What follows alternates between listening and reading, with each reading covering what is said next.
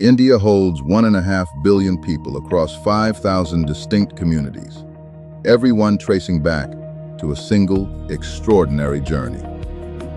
That journey began not in India, but in Africa, where modern humans first appeared around 300,000 years ago.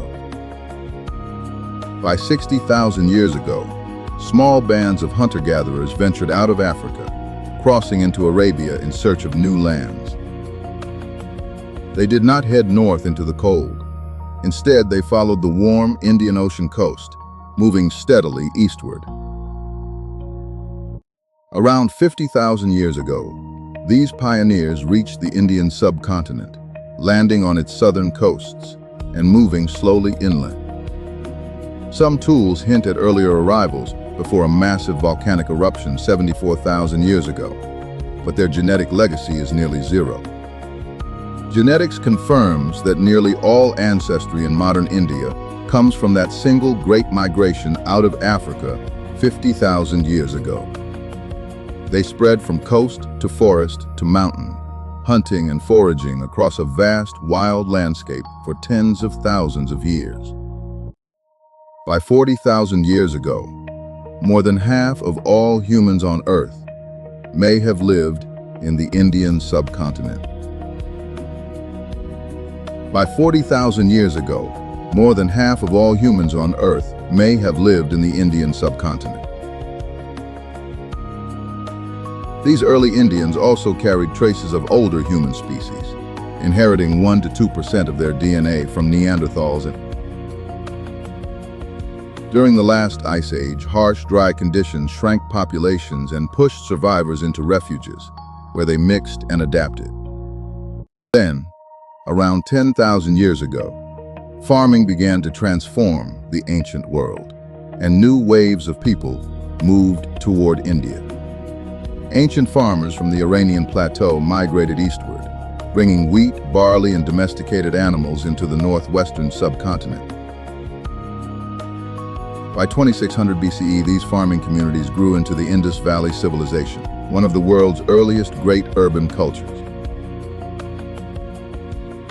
Cities like Harappa and Mohenjo-Daro thrived with planned streets, drainage systems, and trade networks reaching as far as Central Asia.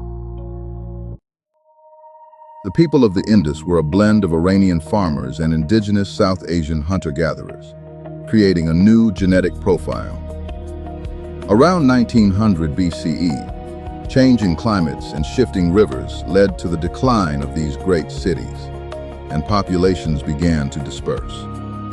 As Indus people moved east and south, they carried their mixed ancestry into new regions, seeding the next chapter of India's story. After 2000 BCE, pastoralists from the Eurasian steppe migrated southward into northwestern India, bringing horses, chariots, and Indo-European languages. These steppe peoples mixed with Indus descendants, and their languages became the ancestors of Hindi, Bengali, and many others. This blend of steppe and Indus ancestry created the ancestral North Indians, a population genetically close to Central Asians and Europeans. Meanwhile, in the south, Indus descendants mixed with ancient hunter-gatherers, forming the ancestral South Indians, a lineage found nowhere else on Earth. The Andaman Islanders remain the closest living relatives of these original southern populations, preserving a window into India's deepest past. Then came a remarkable era of mixing. For over 2,000 years, ancestral North and South Indians intermarried freely across the subcontinent. Geneticists date this great blending to between 1900 and 4,200 years ago, a period of dynamic population movement. But around the 4th century CE, during the Gupta era, this open mixing came to an abrupt halt as endogamy took hold. Marriage within defined groups became the norm, freezing the genetic mosaic that had been mixing for millennia into the caste structure seen today. Today, every mainland Indian carries a unique blend of these ancient ancestries, forming a gradient from north to south found nowhere else. From a single migration out of Africa to waves of farmers, herders, and city builders, India's people prove that diversity is humanity's oldest story.